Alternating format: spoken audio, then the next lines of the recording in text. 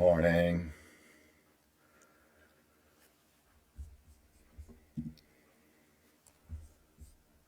Good morning, good morning. Welcome. It's another great day. Just take a second and relax into this moment.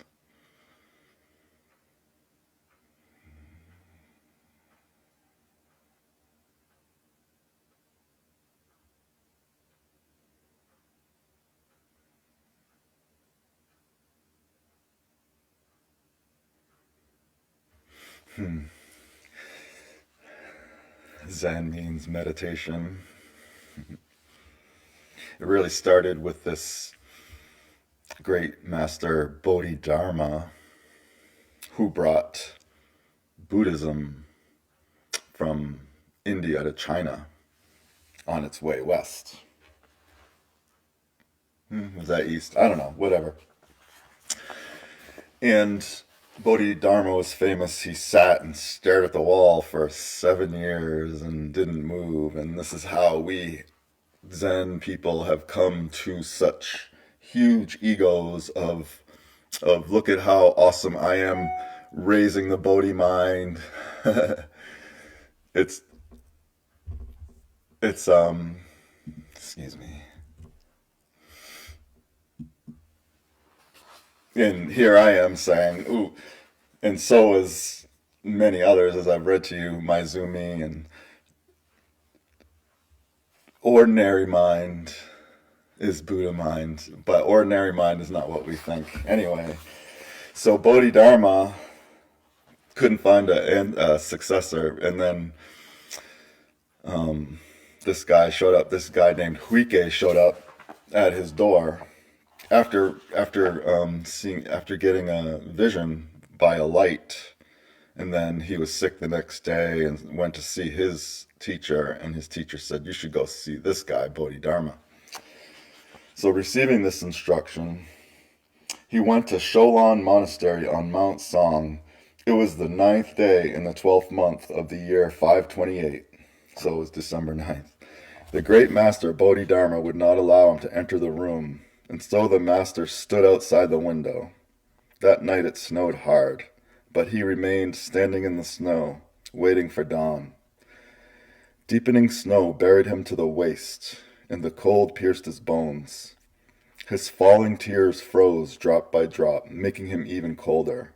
He thought to himself, when the ancients sought the way, they pounded their bones and extracted marrow, drew blood relieved thirst. No, drew blood to relieve thirst, spread their hair to cover the mud, and threw themselves off cliffs to feed tigers. If the ancients were like this, what kind of man am I? So thinking, he strengthened his resolve and remained standing unmoving and unflinching. When dawn came, the great master Bodhidharma saw that he had stood all night in the snow. He asked in pity, "You have stood a long time in the snow. What do you want?" The master answered, "I beg you, old priest, O priest, open the door of ambrosia in your compassion and deliver us common beings everywhere." The great master replied, "The supreme wonderful way of Buddhas takes eons of diligently practiced digital. the The supreme wonderful way of the Buddhas takes eons of diligently practicing what is hard to practice and enduring what is difficult to endure. How can you struggle in vain and hope to obtain the true vehicle with such slight merits, deficient understanding, thoughtlessness, and pride?" And so saying, almost done. And so saying, he ignored the master. When the master heard this compassionate instruction, he wept even more. His determination to seek the way grew firmer and firmer. He at once picked up a sharp sword and cut off his left arm. The great master realized that Shongshan was a receptacle for the Dharma and said, when Buddhas seek the Dharma in the very beginning, they forget their bodies for the sake of Dharma. You have now cut off your arm in front of me. You have the potential to seek the Dharma. The master subsequently changed his name to Huike, potential for the Dharma. and was permitted to enter the room. That was long. Let's sit for a minute. Let's cut off our arm and fully commit. Luckily, Huike did that for us, so we can just give ourselves fully to this one moment. Just like 100%. We can do that for a few minutes.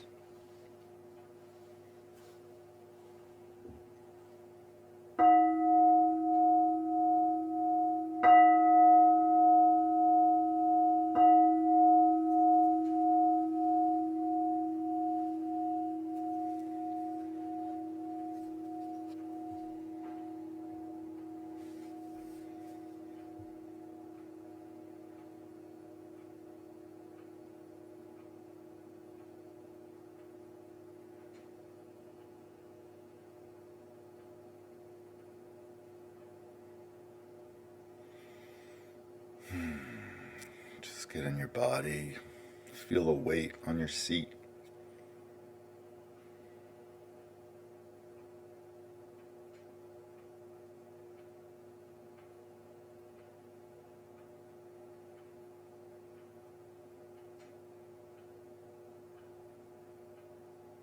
Thoughts come up. It's okay. Tell them, excuse me, I'm busy.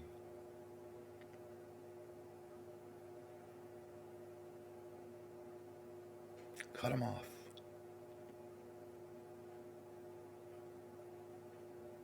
Feelings arise and pass through.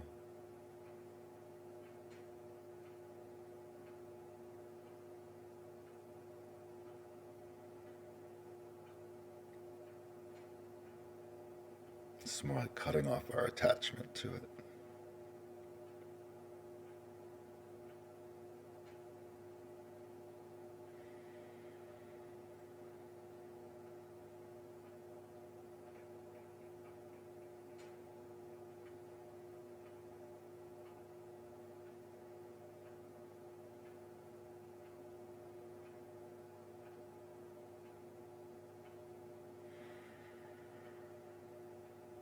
And let your breathing grow.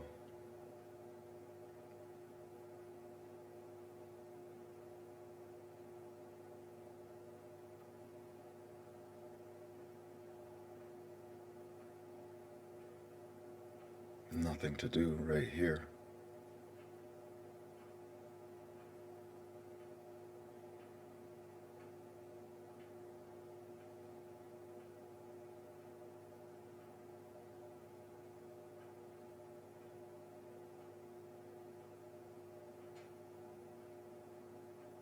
You don't have to throw yourself off a cliff to feed the tigers.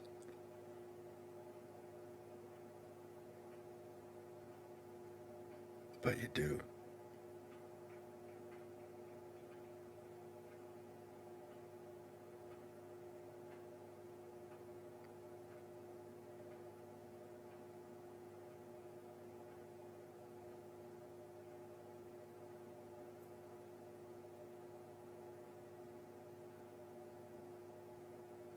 Just this ordinary world.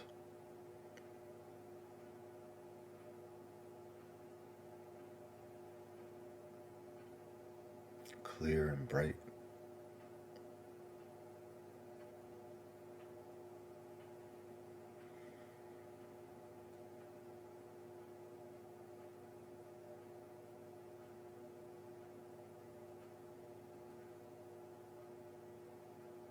Just cut it off this minute. Doesn't have to work out.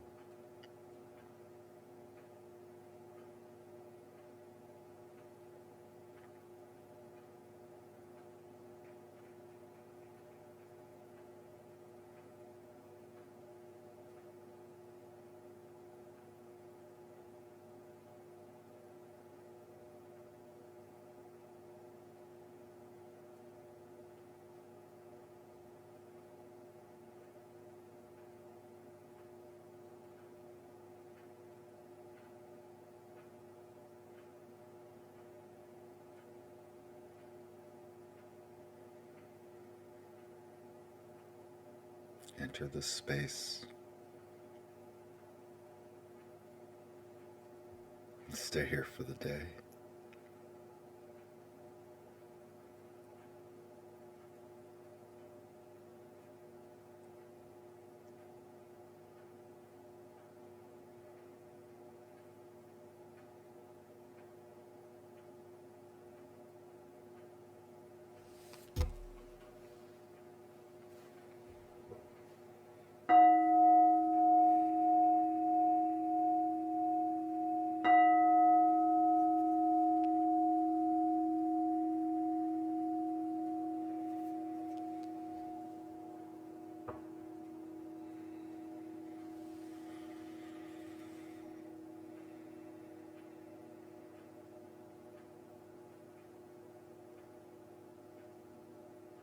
Sometimes I miss that when I first started Zen, that desperate wanting to find something. A lot of times, like,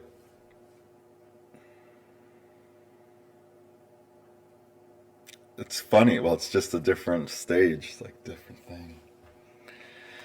I wanted to read to you also from Pema's book, Practicing Peace in Times of War. It's beautiful. This one's changing our attitude towards pain. And in the chapter, like halfway through, as long as we're caught up in always looking for certainty and happiness rather than honoring the taste and smell and quality of exactly what is happening, as long as we're always running away from discomfort, we're going to be caught in a cycle of unhappiness and disappointment, and we will feel weaker and weaker. This way of seeing helps us develop inner strength. And what's especially encouraging is the view that inner strength is available to us at just the moment when we think we've hit the bottom, when things are at their worst.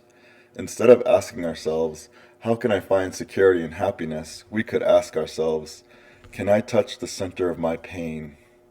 Can I sit with suffering, both yours and mine, without trying to make it go away? Can I stay present to the ache of loss or disgrace, disappointment in all its many forms, and let it open me? This is the trick. I'm going to let you try and feel the Huike and that attitude towards pain.